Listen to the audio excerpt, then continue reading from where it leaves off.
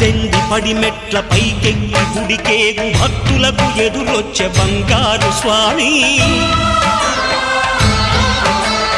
ఇరుముడులు స్పృశించి శుభమనుచు దీవించి జన బృందముల చేరే జగమేలు స్వామి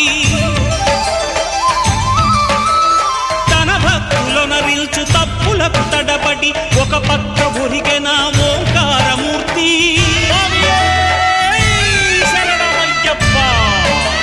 స్వాములందరూ తనకు సాయము కాగా ధీమంతుడై లేచే ఆ కన్య స్వామి